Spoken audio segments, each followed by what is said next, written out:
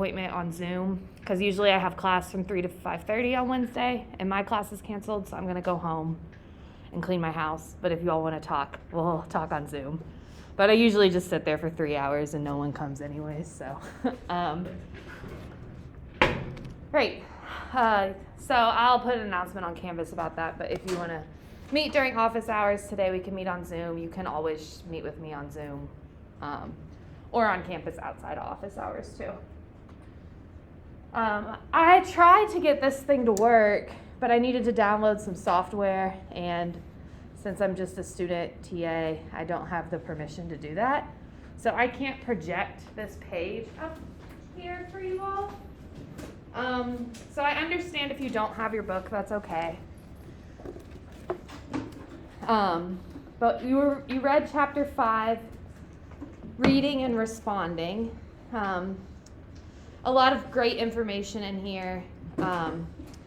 I love how this chapter talks about writing as a collaborative process, because what's going to happen is this upcoming round of peer review, I'm going to give you all a partner. You'll respond to your partner's presentation and paper, and then that same partner, you'll respond to their final presentation. So you'll be doing peer review on the same person twice and kind of able to comment on ways maybe you've seen them grow, particularly in their presentation skills and their writing skills. I won't make you read their final paper because it's going to be really long, but and then also I know a lot of you all are writing about fraternities as your community, and there was a pretty good, an article about fraternities that was very opinionated in a negative way. So if you're looking for a source to use writing about that community, you can always turn back to this chapter and talk about what's his name? Brooke Myers. Oh, that's a girl. About what she wrote about fraternities. But with all that being said, this is a chart I want you all to be looking at, and I'll go through it. So basically, there's 6 questions for global peer review checklist. On this upcoming peer review, you guys will answer all 6 of those questions about your partner's paper. And then there's the local chart. You guys won't do this for your partner's paper, but I think this is a really good table for looking at your own work to make sure you get the highest grade you can. So I want to just go over these really quickly and make sure everybody understands what each question means and what every term means. And then we'll look at an example of student writing and practice going through the 6 questions. Great, so the first question, global thesis/argument. Does anyone know what a thesis is?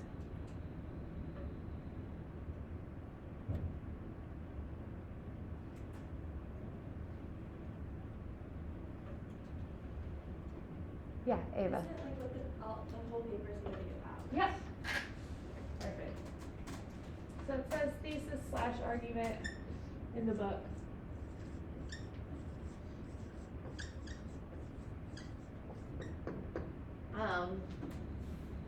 So this is the claim.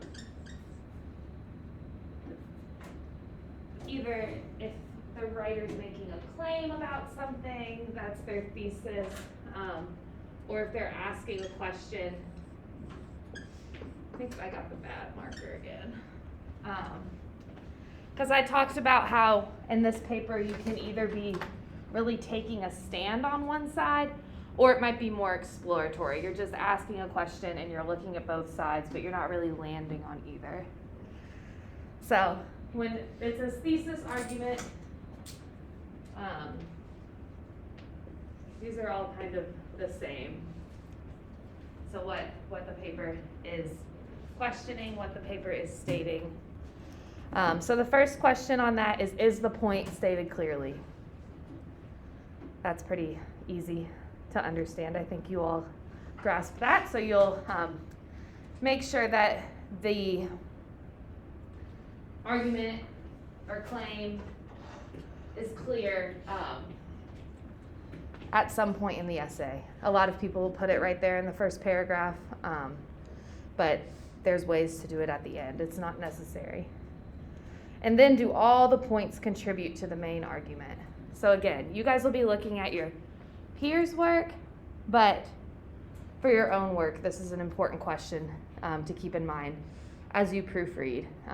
You don't want any paragraph you're writing, any anecdote or evidence or description you're bringing in, you want to make sure it's relevant to your overall claim. Third question, is each point well supported with evidence? So what types of evidence will you all see in each other's work?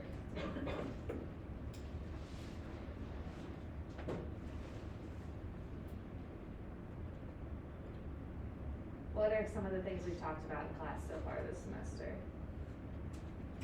Attendance.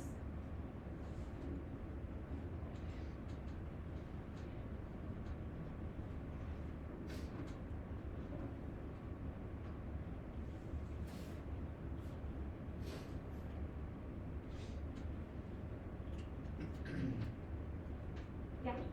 Are there things that back up your thesis? Yep. Yeah. They are things that back up your thesis. I just want to get some specific examples of. You guys have already done some research on your topic. Well, what kind of things have you brought in? Yeah. Eva? I was just gonna say like numbers or like statistics. Good. And these are coming from secondary sources, probably.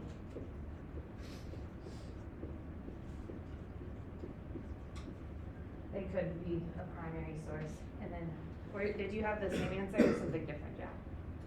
I was gonna say, since I'm doing bodybuilding, I'd say like a trophy or like a newspaper or something like that. Yeah, so these artifacts, right?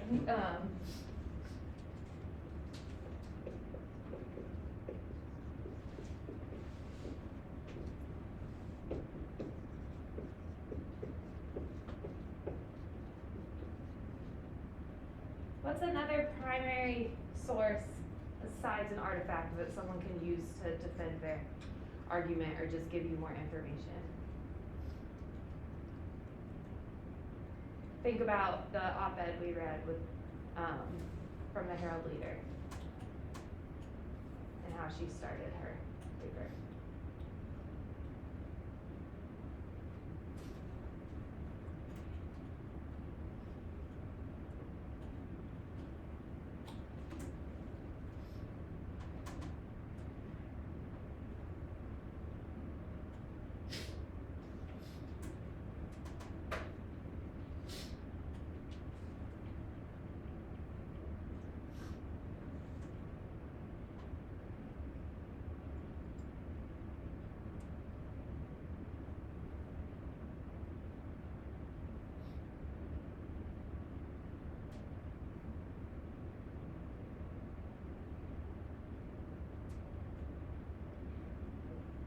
Do you all remember how that opened up?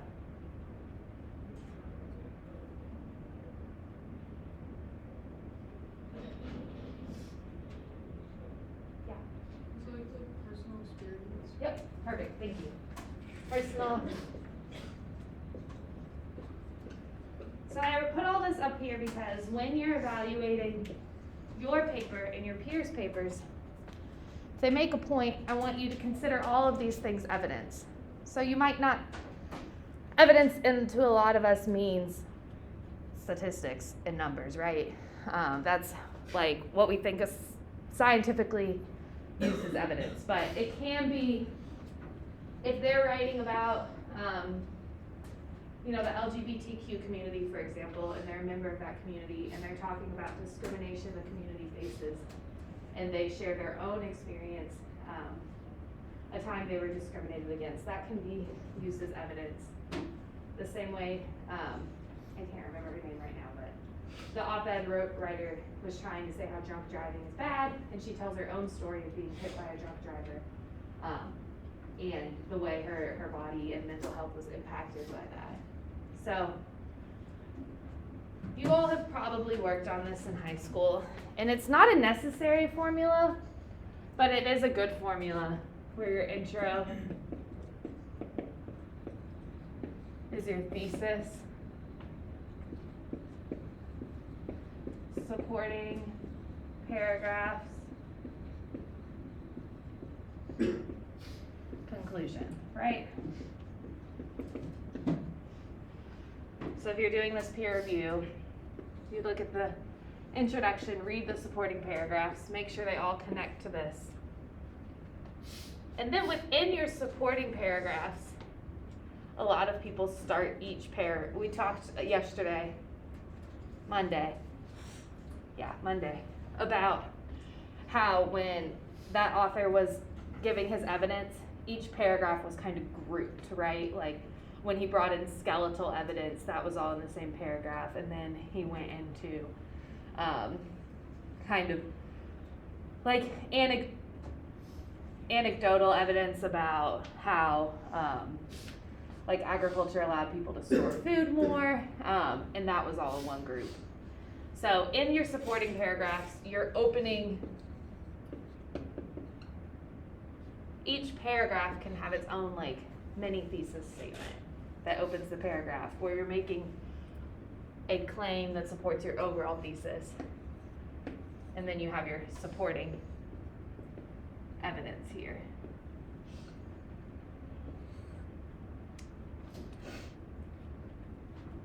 Good. All right, then structure. One of the questions, are the points clearly divided and without unnecessary overlap? So that kind of speaks to what we're talking here. Each paragraph making a claim, supporting it with evidence.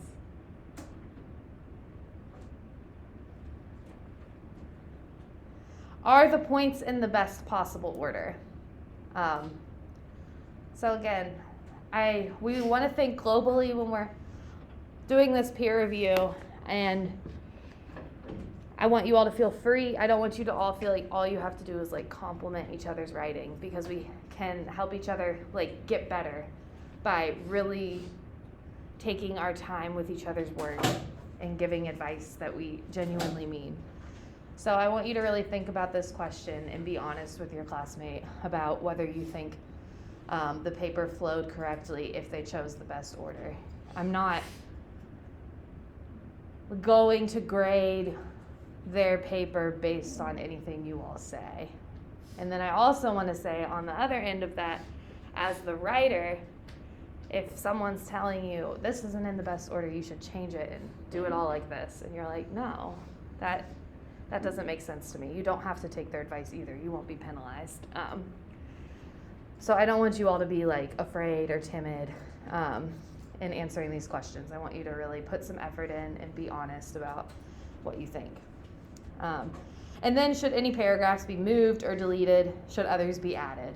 So here, when you're doing this for your peer review,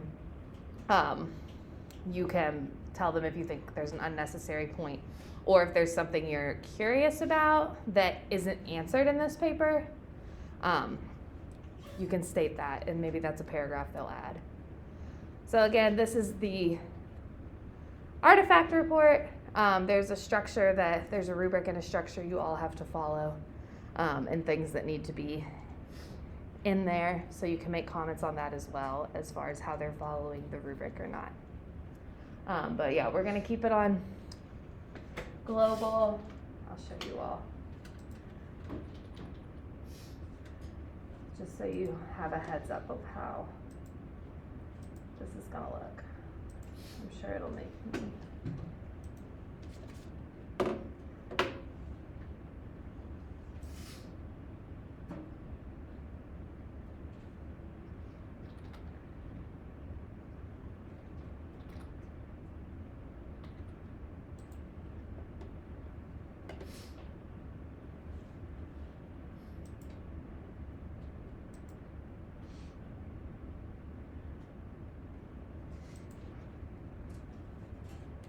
So what you'll do, this is what we just went over. So you'll answer those 6 questions for your partner's paper.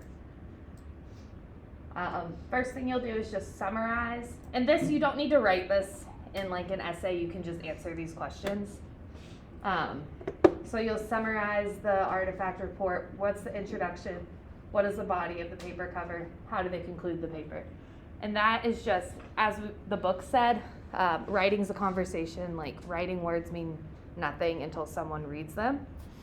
So it's just testing that both of you have the same understanding. So if you thought you wrote something and your partner is saying, I read this, and there's a disconnect there, that just clues you in to either someone needs to read more carefully or something needs to be written more clearly. And then I want you all to choose a favorite sentence and copy and paste it for the answer to number 2. You can say why you like it, and then do this. And then you'll watch their presentation. Same thing, you'll summarize the presentation, make sure you show that you are actively listening. Any questions you have for the presentation, I want you to share during class, so you won't answer you'll ask them questions you have after they finish presenting. Share their strengths of the presentation, and then any suggestions you have with your classmate. So if there are any tools you think could have worked better, or if you had trouble reading the font on one part of the slide, or you think you could use a graph to show some information, just share ideas there. And then you all will email these to your partner and copy me by midnight to make sure you get credit for this. I'm going to change the submission format for the artifact report also, where you'll email the paper to your classmate and me rather than upload it on Canvas, to make sure that they can read it, because you only have 1 week to complete this.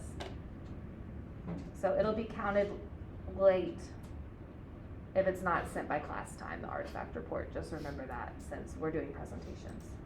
Great. Then I just want to go over these local ones really quick.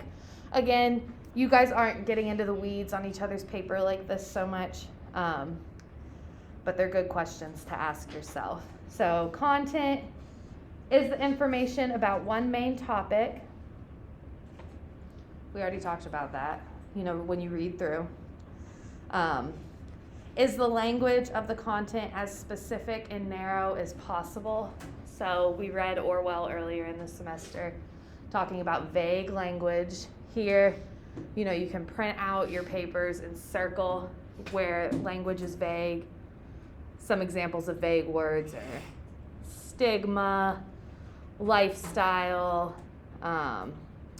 toxic, kind of getting specific about what is the stigma about this community, what is toxic about this, what does a nomadic lifestyle mean. Are transitions used to get from one piece of information to the next? So again, using your paragraphs, you'll have an introductory sentence explaining what the paragraph is about, evidence, and then a conclusion sentence kind of summing up what you meant, making your point. Style. Do paragraphs contain topic sentences? Also could be called a thesis sentence. Details to support the topic, evidence, concluding sentence.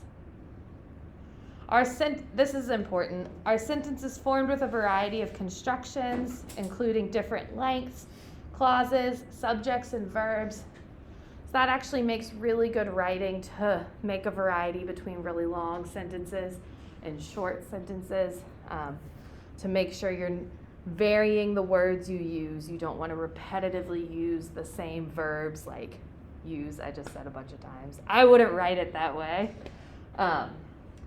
So that's another thing. You can print it out and you can circle. I have a bunch of different color pens. That's what I do with my work, is kind of circle when I use the same word, and then I can look at it and see how many times I do that. Grammar. Are tenses consistent? So can someone explain what tense means for writing?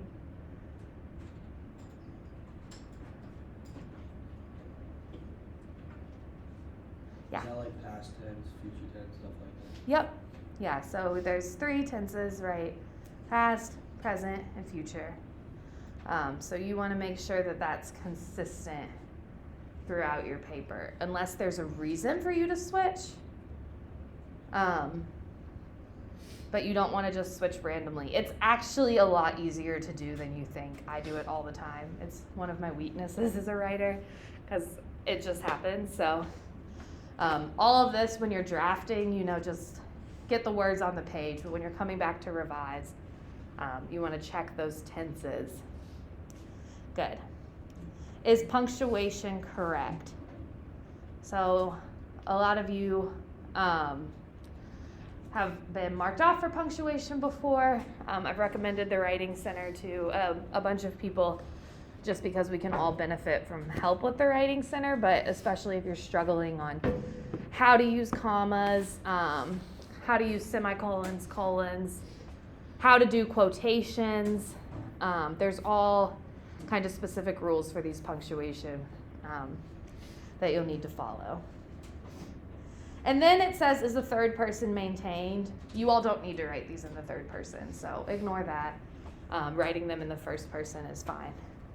But whether you do first person or third person, you want to maintain that throughout your piece, unless there is a reason to switch again.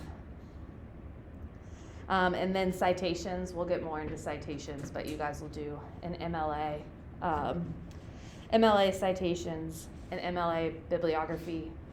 You'll actually do an annotated bibliography as one of your benchmarks, so you'll be turning in your bibliography before your paper. An annotated bibliography. Have you all done one of those before? Are these citations for the artifact report or just for the big one? The big one, yeah. Yeah, because you'll do one big, bibliography. You'll do an annotated bibliography before. Have you all done one of those before? So annotated bibliography, basically, you'll do the bibliography like MLA, but for all your sources, you'll write a little paragraph about how you're using that source and explaining. So be thinking about those sources. Is all information clearly designated from which source it has come? Is the works cited page formatted correctly? But yeah, great question, Jack. This one, artifact report, just like community report, you can just do informal. But for your final research paper, we'll do all MLA. And next week, we'll talk more research and multimodal projects. Good. Any questions? I just covered a lot of information, but I want to make sure everyone's on the same page about these things. And for the global concerns for the artifact report for your peer, and then the local concerns for proofreading your own work. Great. Are you all familiar with this paper? Have you seen it around? No? Does anyone know what this is? This is undergrad paper, so everything in here is written by people your age, undergrads at UK. Do you all use this app, Be Real? Okay, I'd never heard of it, and I felt really old, so I thought that was interesting because we looked at Lexington Herald Leader, and we talked about how that paper is catered to older people because it's a newspaper. And then this, as someone in my 30s, I was like, what the hell is Be Real?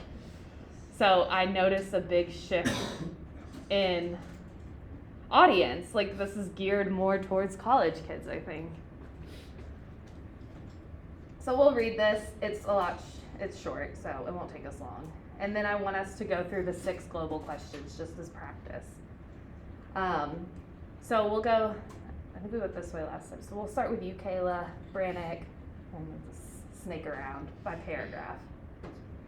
For an app based on the candidates of its users, Be Real can be as big as it gets. Our app Be Real has taken the world by storm. According to I'm sorry. businessofapps.com, Let me zoom in more. the app has 28 million downloads and 2.93 million daily users. If you haven't heard of Be Real, Here's how it works. The app will send out a notification to every user at the same time, letting them know it's time to take a picture. The user then has 2 minutes to take a picture with their front camera and then one with their back camera. If the user doesn't take a picture in that time frame, they have the option to post late. The entire point of Be Real is to show your friends what you're doing at the exact moment the notification gets sent out. So why do so many people take their pictures hours after the 2-minute window has passed? The answer lies in our constant need to perform for an audience. Even on the app where only our friends can see what we post, there is still the inherent need to prove how interesting to our life are the others. So one might forget to post until they're doing something interesting. I, too, am guilty of this. We've created an imaginary pressure for ourselves on a platform built on uncontrived moments in our daily lives. If I know that I'll be doing something interesting later, like hanging out with someone or going to an event, I'll most likely wait until I'm doing the activity to post my Be Real, even if it's hours after the posting time frame. I want to project a certain image of myself, one that doesn't involve me doing schoolwork or laying in my bed. When I think about it, it seems ridiculous. Everyone I invite and have Be Real is a friend. Why do I feel the need to prove it?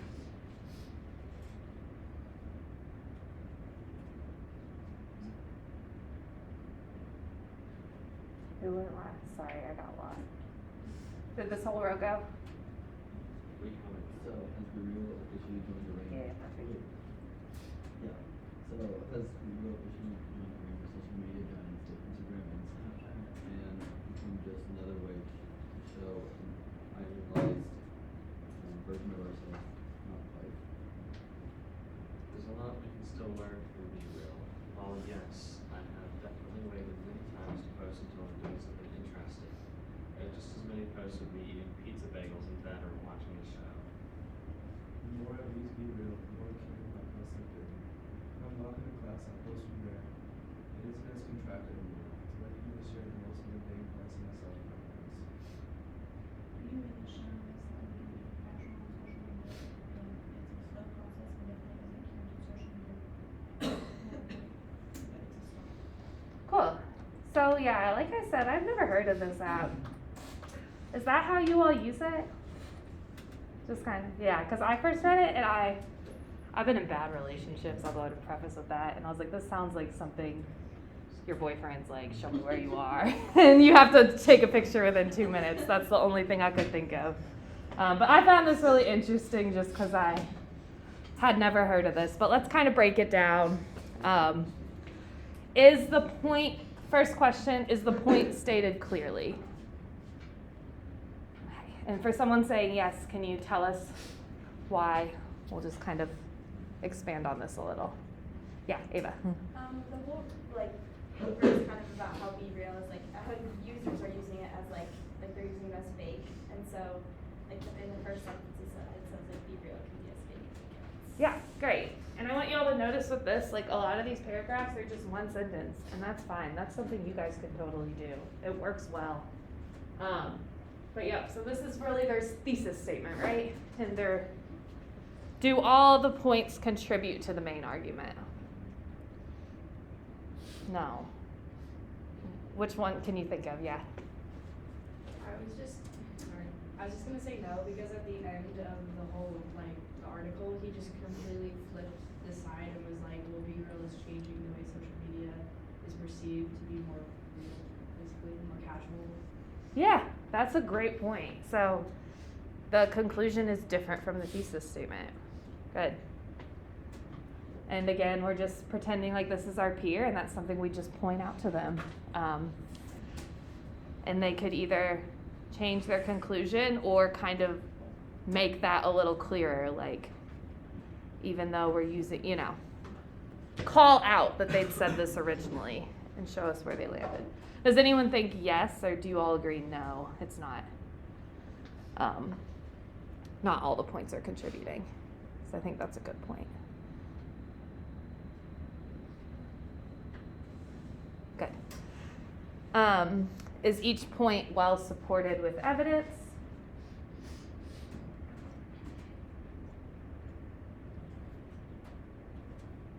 So this is just kind of information. That's good.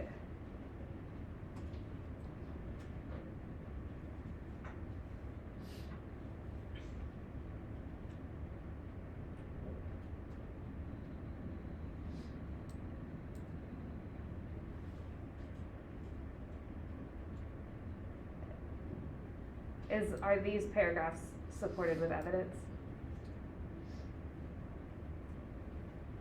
They use personal experience. Yeah, so we would say yes. Good job.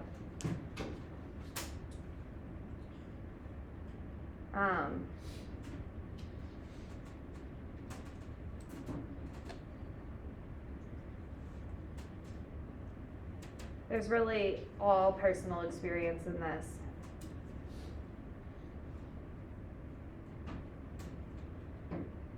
For both, and for what Lauren was bringing up, her shift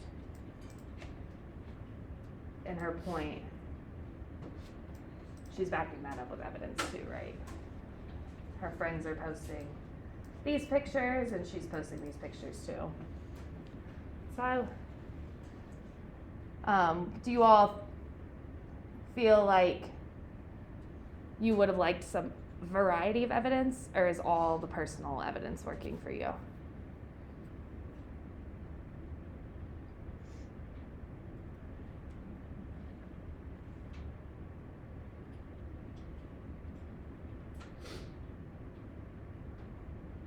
Yeah, Ava. I think the personal worked. Personal work, perfect.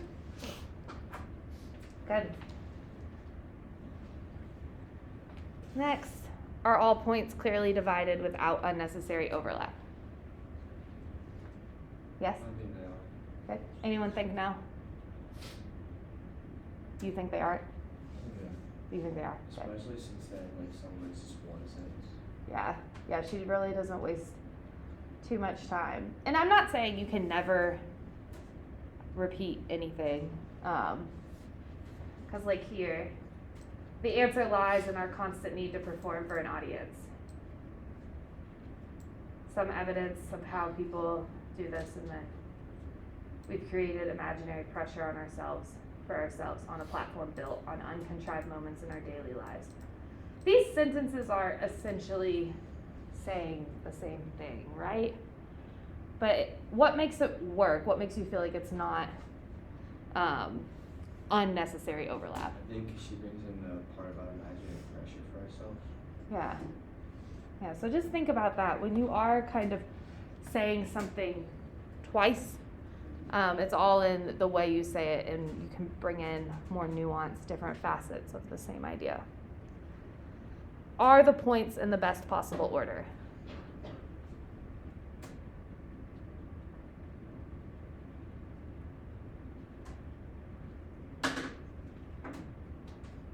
I think Yeah. I like how she like talks about how it is and then changes at the end of how it's changing into where it actually is being real. Good, perfect. Anyone disagree?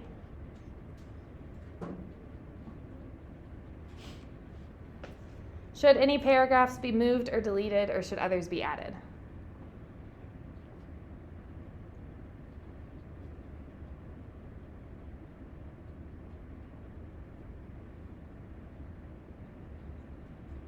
I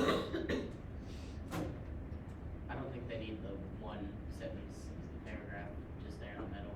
The answer lies in our constant need to perform for our audience, because they explain it in the next paragraph anyway. You think it could be taken out? I think so. Okay. What I really like that I'm hearing from you all is that when you say, I think this, you're saying why. Like Brandon just said, you could take this out because it's explained in the next paragraph. That is the most important thing for me on this peer review coming up, is that you all, it's okay to have differing opinions. This is all how we experience a piece of writing. That's going to be shaped by our own preferences, where we're coming from. But when you're making a suggestion or you're answering, either way, you're answering a question, I just want to see you all say, this is why. And your classmate doesn't have to take your advice, but they can at least understand where you're coming from and consider it. Does that make sense to everybody? Great. Those participating, you did a really good job with this. And I learned something new, and so we'll just show. So that is due Monday. Again, I'm gonna change it where it's not a Canvas submission, you'll email it to me and your partner. When we come to class Friday, I'm gonna tell you who your partner is. So if they're in class, you all will need to get each other's emails. If they're not in class, you'll come up to me and I'll give you their email. And I'll give you the day that you're presenting also. And this is gonna be completely randomized, so everyone, you all should already have this started at the very least. And then your next upcoming benchmark, just because I want you to be thinking about this, so we're gonna have, class will assign the peer review. Like I'm just gonna pair you up and let you get each other's contact information, and then we can just like work on things. I don't really have a lesson much to talk about on Friday. And then the benchmark number 4. So we'll have presentations next week, and then the week after that, on Wednesday, you are going to tell us what your idea for your multimodal project is. So you don't need to write anything for this. You don't need to turn anything in for this. You just need to come to class on Wednesday. Tell the class either this is going to be my multimodal project, or these are a couple things I'm thinking of. That'll be part of the credit you get for this benchmark. The other part is everyone should be participating in giving feedback to each other. So this is going to be another example of peer review, but it's going to be much more informal. Just